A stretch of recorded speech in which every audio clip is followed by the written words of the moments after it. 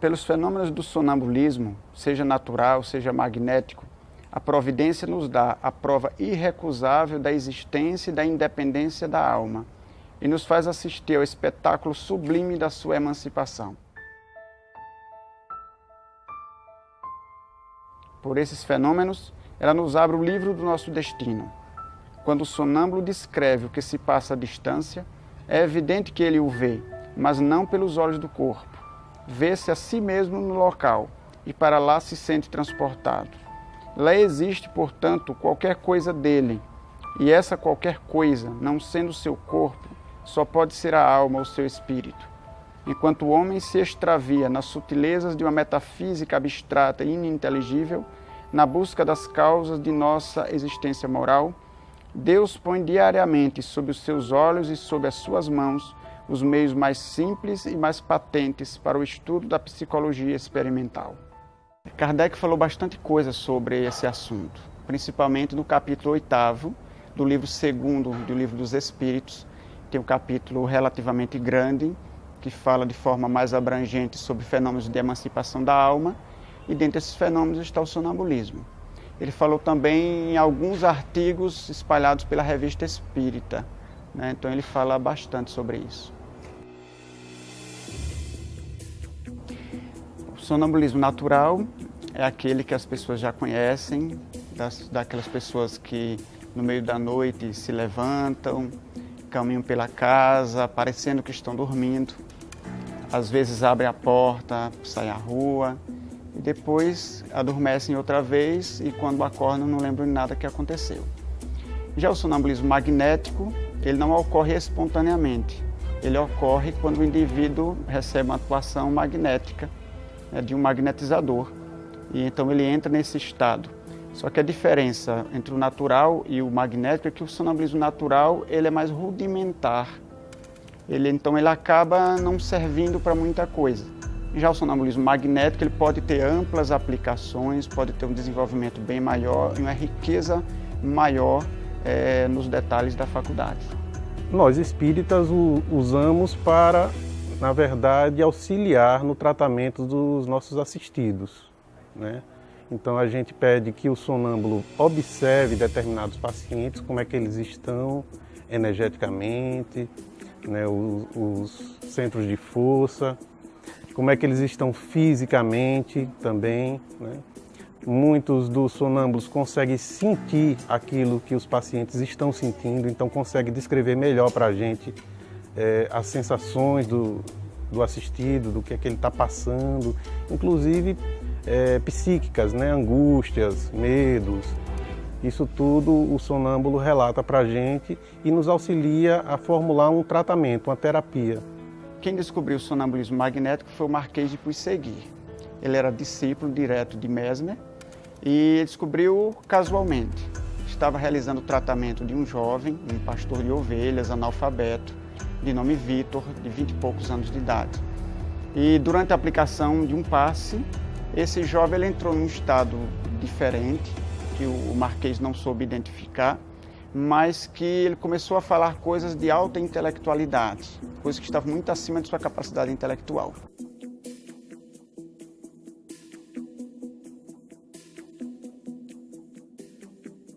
Determinadas pessoas muito dificilmente entrariam num transe sonambúlico. Assim como a mediunidade é um dom também, o transe sonambúlico também seria um dom, né? Nem todas as pessoas seriam capazes de entrar nesse transe. Quem já tem esse dom naturalmente, através do magnetismo, pode ser potencializado.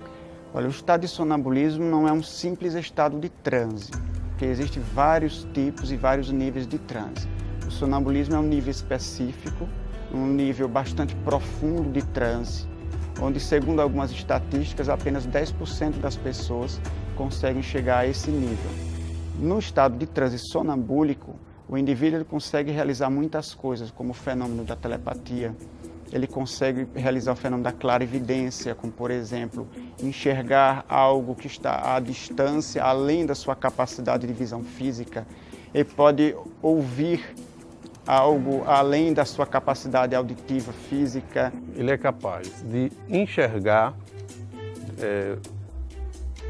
o espírito de outras pessoas, encarnados, desencarnados. Ele cria uma insensibilidade física, então o corpo físico dele está completamente insensível, né? Ele é capaz de observar, enfim, ele é capaz de fazer praticamente tudo que um espírito desencarnado faria, né? Em menor proporção, é claro. Ele pode enxergar através de objetos opacos, ele pode enxergar através com os seus olhos vendados. Enfim, ele consegue realizar muitas coisas, muitos fenômenos, e dessa maneira que ele era utilizado como forma de orientação dos tratamentos magnéticos. Bom, eu sou sonâmbula natural, então vários episódios na infância que se intensificaram na fase da adolescência. Às vezes eu tomava passe magnético, uma ocasião ou outra, e eu percebia que existia um desdobramento, vamos dizer assim, como popularmente a gente chama, né? Um pouco mais intenso, com alguns magnetizadores, um pouco mais com uns do que com outros, mas nada que fosse, que sinalizasse, que caracterizasse um sonambulismo como outras pessoas que existiam na casa, inclusive assistidos da casa, que mostravam ser sonâmbulos mesmo, assim, ostensivos, né, com a faculdade bem ostensiva. Trabalhando com magnetismo no Instituto Espírita Paulo de Tarso, junto com o Adilson Mota, que já na época começou, logo depois que a gente iniciou o trabalho do magnetismo, alguns anos depois, ele começou o trabalho do sonambulismo com uma sonâmbula que era da casa, era magnetizadora, mas depois que começou a tomar o passe magnético porque ela tinha algo que precisava ser tratado, ela mostrou que tinha faculdade sonambúlica. Então, a partir daí ele já lia alguma coisa sobre o assunto, então ele começou a intensificar as leituras. E eu, em volta desse tema, só estudando com ele, presenciando o trabalho. Até então, faculdade nenhuma. Lendo o livro do Albert de Rochat, As Vidas Sucessivas, onde ele relata o trabalho que ele tinha com pessoas que, quando entravam em transe, mostravam as faculdades sonambúlicas. Eu achei interessante o trabalho de colocar em transe e resgatar algo do psiquismo da pessoa que ela, em vigília, não conseguia atingir. Eu já fazia psicoterapia na época e tinha algumas coisas que ainda não tinham aflorado, mesmo na psicoterapia, e eu sugeri a ele um trabalho com o magnetismo, para que ele me colocasse num estado de transe onde eu pudesse, se seria possível nesse estado de transe eu acessar. Até então não tinha pretensão nenhuma, mas quando foi na última sessão, que acabou sendo a última sessão, a espiritualidade se manifestou. Então, como eu sempre tive a mediunidade, eu já trabalhava como médium na reunião mediúnica da casa, a espiritualidade se comunicou comigo através de pensamento, né? E mandando recados para eu passar para Adilson. Aí, naquele estado de transe, eu passava os recados. Então, mentalmente, eu perguntei a eles, por que vocês não usam minha mediunidade? Porque eu estava me sentindo, né, abusada como eu sou, uma garota de recados, né? Mas eu sou médium, por que vocês não aproveitam a faculdade mediúnica e se comunicam diretamente com ele? Fico eu aqui transmitindo os recados. E aí eles responderam bem calmamente assim, porque agora o trabalho é outro. Como Kardec frisou, o sonambulismo seria a prova da existência da alma. Acredito que isso seja o mais importante. Para isso é que ele serve, por isso que ele precisa ser melhor pesquisado, melhor estudado, conhecido. Porque ele serviria de prova da existência da alma. Porque é o momento em que o espírito pode se desprender do corpo e aí ele pode utilizar parcialmente, pelo menos, certas faculdades que o próprio espírito possui. Não há uma explicação razoável, lógica, para que determinados temas abordados por Kardec foram relegados, foram esquecidos pelo movimento espírita, né? O sonambulismo não é um deles, mas a evocação também foi deixada de lado, né? O próprio magnetismo foi deixado muito de lado, né? Porque parece ter se esquecido daquele cabedal de conhecimento dos magnetizadores pré-espíritas, né? As pessoas não leem, né? Não sei o que é que aconteceu, talvez esteja ocorrendo uma dogmatização da doutrina, né? As pessoas, determinados temas, parecem ter virado tabu, né? E não se aprofundam mais, não estudam, né? Parece que não estudam as próprias obras de Kardec. Infelizmente é isso que acontece, né? Então o sonambulismo ficou, assim como o próprio magnetismo, relegado a um segundo plano.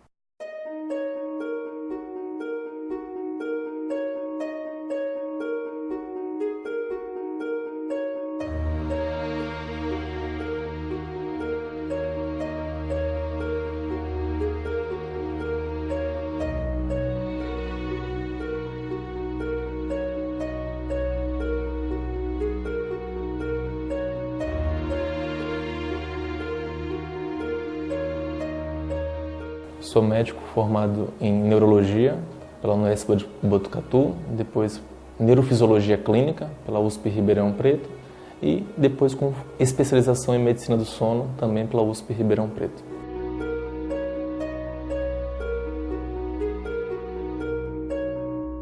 O diagnóstico do sonambulismo, ele é basicamente o relato do paciente e dos familiares ou parceiros, né, cônjuges, e vai relatar em que o paciente, durante o sono, geralmente noturno, né, que é o principal sono, no seu primeiro terço inicial da noite desse sono, o paciente se levanta e caminha, podendo até interagir de forma mais complexa, como abrir portas, abrir geladeira, realizar atos complexos como dirigir carro, sair de casa, ou até mesmo atos sexuais. Então, este relato de que o paciente dormindo se levanta com os olhos abertos, interage.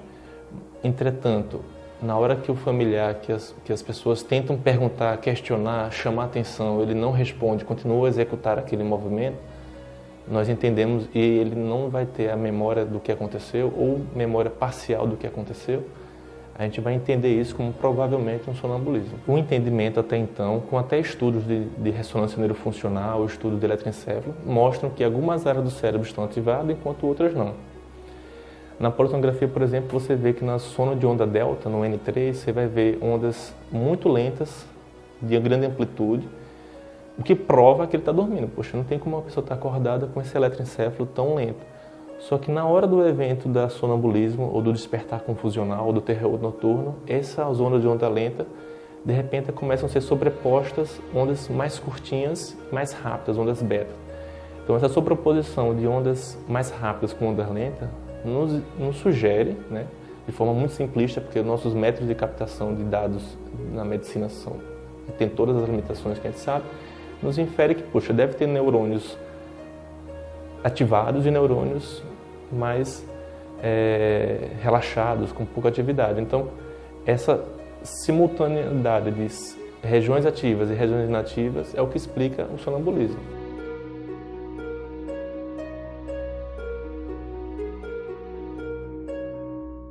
Entende que muitas coisas na medicina elas são entendidas como doença no momento em que aquilo traz um transtorno. Então, se uma pessoa refere, olha, eu tenho um pouquinho de tontura, mas aquilo não traz problema, queixa, é um sintoma relatado não importante. Como o sonambulismo, a família pode falar, olha, meu filho teve sonambulismo ontem. A gente até brincou, tirou onda, fez toda aquela piada.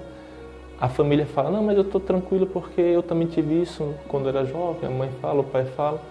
E tudo isso entra na caráter familiar da história, mas não é um transtorno, a princípio. Então, não precisa ser entendido diretamente como doença.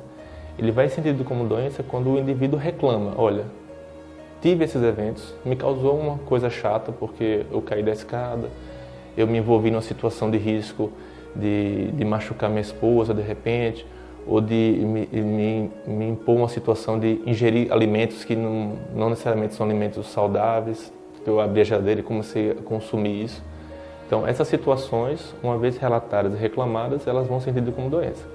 Quando a gente entende que o sonambulismo ou outras parassonias não REM estão sendo muito frequentes na vida da pessoa, muito recorrentes, estão trazendo transtornos, aí eu vou ter que promover uma melhora desse sono, que na maioria dos casos não vai ser com remédio.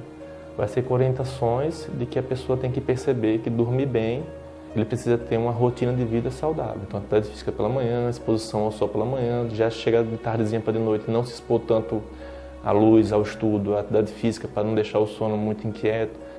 Todo transtorno do sono, o primeiro tratamento é orientar. A gente só vai pensar em remédio, como remédios do grupo dos benzodiazepínicos, como diazepam, clonazepam, lorazepam, alprazolam, quando a gente fez tudo certinho, a família promoveu essa segurança do quarto, o paciente tentou, na medida do possível, que às vezes a vida dele, corrida de trabalho, estudo, não permite tanta organização, ele não conseguiu ter sucesso, aí a gente, tá bom, então vamos ter que usar algum remédio hipnótico, indutor do sono, que almeje uma estabilização desse sono. E é possível que tenha graus de interação. Você pode ter interações mais discretas, de só se caminhar e levantar e voltar, ou de fato dirigir carro, sair, ser encontrado lá no shopping, ser encontrado na outra rua, de repente acordar e, puxa, me perdi, como é que aconteceu isso? Então eu já vi casos bem complexos assim. A questão de maior complexidade, de conteúdo de consciência em termos de relatar pessoas, conversas, isso de fato é uma discussão muito tênue entre a relação religiosa e a relação médica. Então não serei eu aqui que vou dizer que isso não existe, que isso sempre terá uma explicação médica, uma explicação científica para isso. Mas por que isso acontece? A gente não tem essa resposta.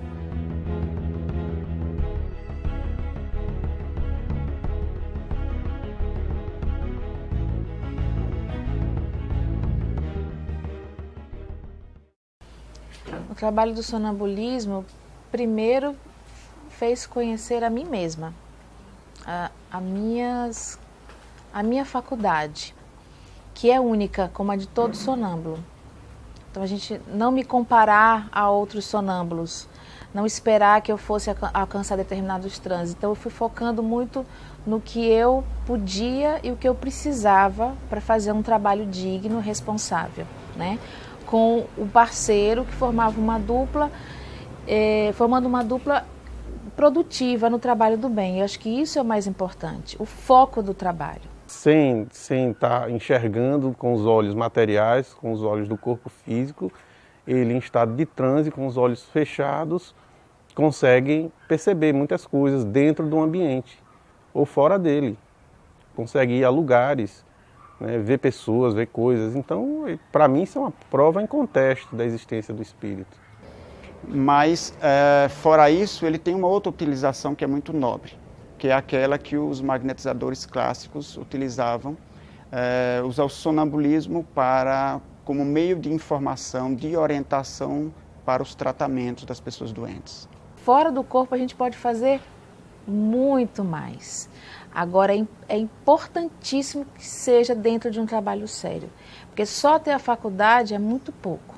Tem que ser uma faculdade bem administrada, primeiramente por você, né?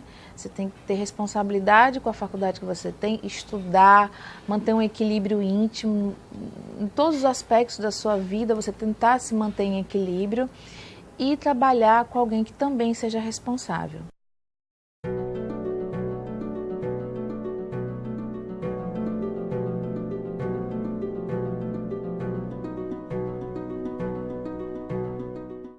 A primeira coisa que eu procuro fazer é deixar a pessoa o mais tranquila possível, ajudar ela a relaxar, para aliviar um pouco a tensão inicial, para que ela possa se sentir mais confortável, mais segura, confiante, porque assim o trabalho vai render melhor, já que é uma exigência para que a pessoa possa entrar em transe, que ela esteja relaxada inicialmente.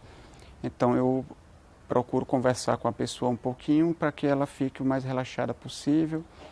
Se necessário que faça uma respiração diafragmática, um pouco mais profunda, mais suave, mas que depois a pessoa consiga se entregar ao trabalho, se entregar àquele estado, sem se preocupar em estar relaxando ou não, mas simplesmente deixar que as coisas aconteçam e que o transe vá progredindo à medida que eu vou magnetizando. Depois desse passo, eu inicio a magnetização, geralmente com concentrações longitudinais, que eu costumo fazer do coronário ao genésico, pelo menos, que pode ser feito com uma ou duas mãos. Como são concentrações, então vai ser um longitudinal aplicado de forma bem lenta, onde a minha intenção é que ela consiga entrar em estado de transe e que esse transe vá se aprofundando pouco a pouco. Essa concentração ela vai ser mais demorada ou mais curta, dependendo da pessoa, e vai depender de vários fatores. Aí depende do potencial magnético do magnetizador, depende da experiência e do desenvolvimento da faculdade no sonâmbulo, depende da boa interação entre eles dois, a interação magnética entre os dois. Esses fatores eles sempre vão ajudar para que o transe se processe de forma mais rápida. Mas geralmente a concentração para que se atinja o nível de sonambulismo é uma concentração relativamente longa, não menos do que 15 a 20 minutos.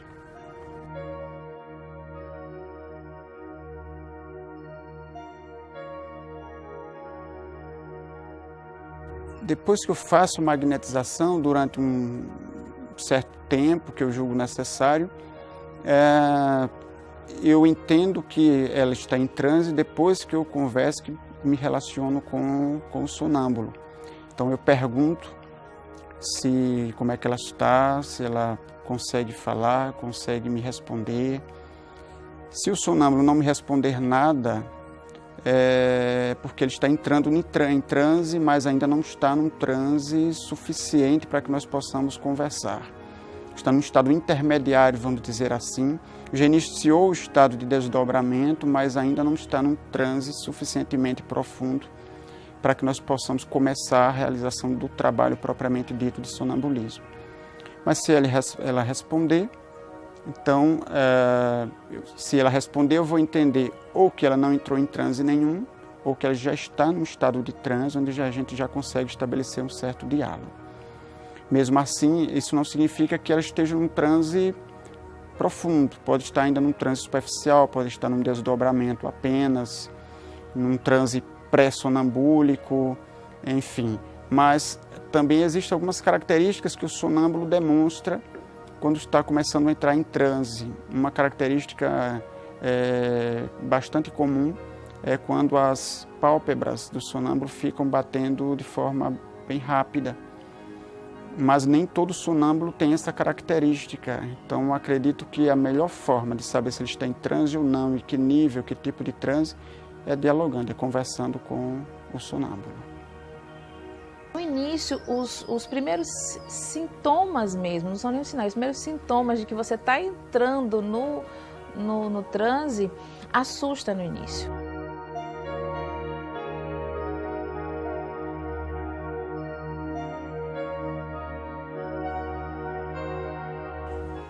No nosso trabalho, onde nós temos o objetivo de utilizar a faculdade do sonambulismo para diagnosticar alguns dos nossos assistidos, saber mais detalhes a respeito das problemáticas que eles trazem, sejam obsessivas, sejam doenças físicas, doenças emocionais, como quer que seja.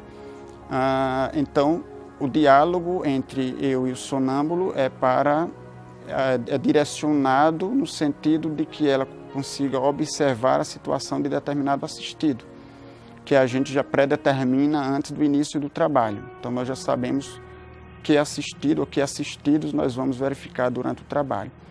Nessa dupla, o sonâmbulo-magnetizador, confiança é fundamental.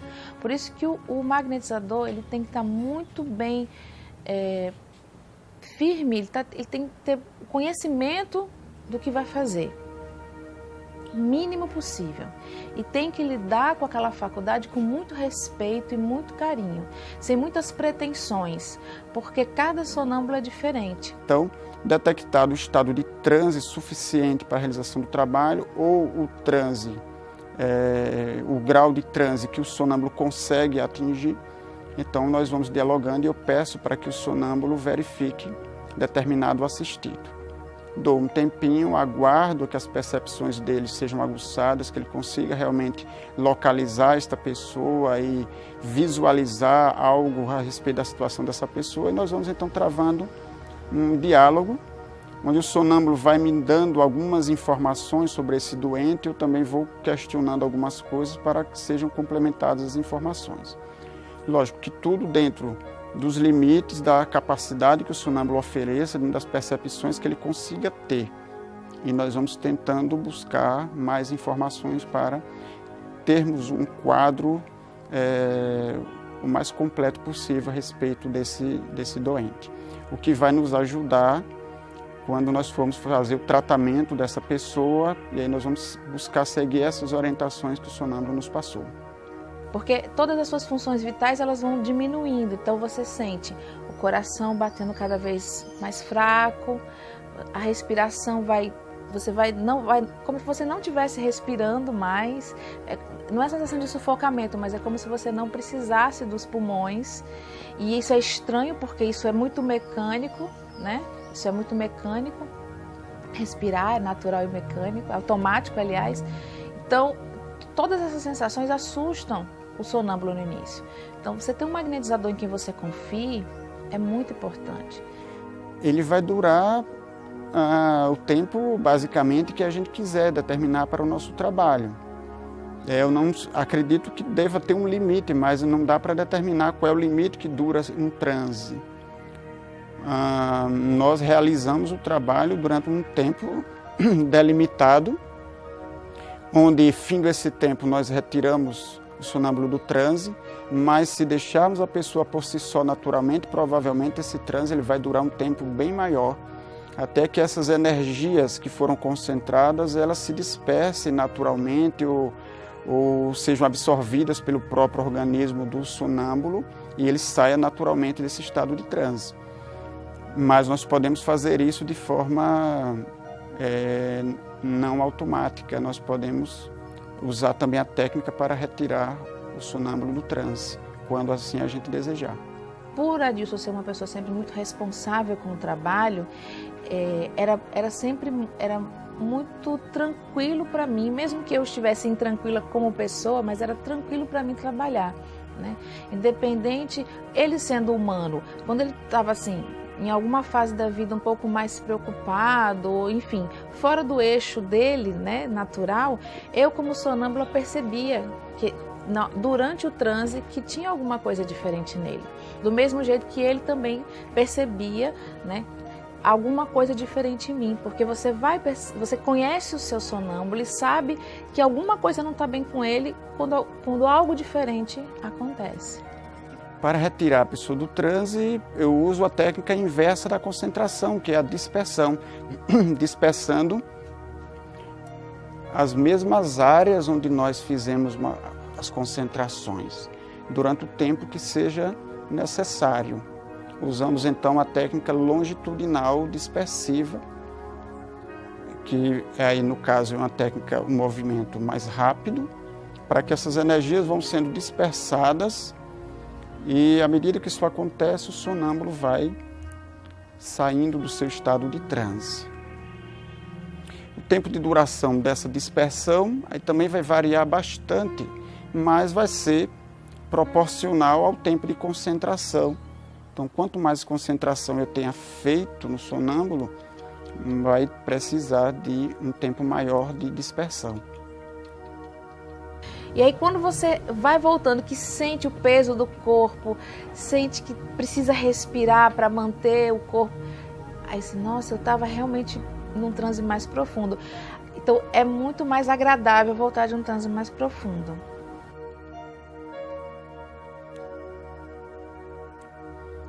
Às vezes, para colocar o estado de transe, às vezes necessita que a gente saia da técnica de concentração longitudinal e utilize algumas imposições, algumas regiões específicas, ou que faça uma concentração maior, mesmo com longitudinais, em alguma área mais específica, como por exemplo a região do frontal, que às vezes há uma necessidade para que haja um maior aprofundamento do transe, que a gente faça uma concentração nessa região mais específica.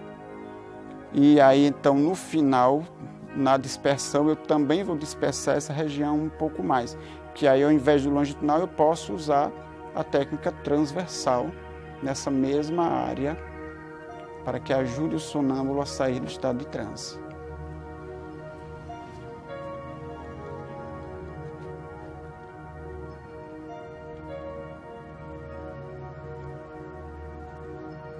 Basicamente é essa técnica bastante simples que a gente utiliza, apesar de que sabe-se pelas leituras que outros magnetizadores utilizavam técnicas diferentes, fazendo concentrações geralmente longitudinais, mas em regiões diferentes. E a gente descobriu que dessa maneira dá o mesmo resultado e uma técnica bastante prática que qualquer um pode utilizar. Eu comecei há uns 5, 6 anos atrás, talvez, a convite do Adilson, né? Ele observou que algumas pessoas que recebiam passe durante o tratamento entravam no estado sonambúlico. E daí começou a estudar e começou também a fazer algumas experiências. A princípio só ele, sozinho, e o sonâmbulo. E depois resolveu formar um grupo, né, de magnetizadores e de sonâmbulos para a gente aprofundar essa experiência e para que servisse realmente de auxiliar no tratamento dos pacientes da casa. Eu faço seguindo mais ou menos o que os magnetizadores clássicos faziam, né? Eu dou passes lentos, longitudinais, ativantes, parando um pouquinho no centro coronário, parando um pouquinho no frontal e no gástrico, né? E vou mentalizando um relaxamento profundo daquele sonâmbulo, né? E aí o processo vai acontecendo. Há sonâmbulos que entram muito rápido nesse estado de transe, outros que demoram um pouquinho mais, uns 15, 20 minutos no máximo. O que acontece é a profundidade do transe, né? Na medida que você aplica mais o magnetismo, demora mais na magnetização do sonâmbulo, o transe pode ser mais profundo. Para tirar o sonâmbulo do transe, geralmente é através de dispersões, certo? De passes dispersivos. Nós avisamos que o trabalho está prestes a se encerrar, né, e começa a fazer dispersões, pedindo que aquele sonâmbulo, né, se recorde de tudo que viu, de tudo que ouviu durante o trabalho, né, para que possa mais tarde também relatar. E após as dispersões, rapidamente ele vai voltando, né, vai voltando do transe. Já aconteceu do sonâmbulo não ter voltado, né, eu achar que ele tinha despertado e, na verdade, não estava desperto, né, e aí, ao descer da maca, quase caiu, eu tive que segurar as pressas, né, porque eu não percebi que ele ainda estava em estado de transe, né, embora tivesse levantado, sentado na maca, aberto os olhos, mas ainda estava em estado de transe, né, e quando se levantou, né, quase caiu. Segurei e continuei a aplicar dispersivos, né, continuei a aplicar dispersivos até que senti que realmente tinha voltado, tomado consciência do seu corpo. Dispersivos é para retirar toda a energia que foi doada durante o processo.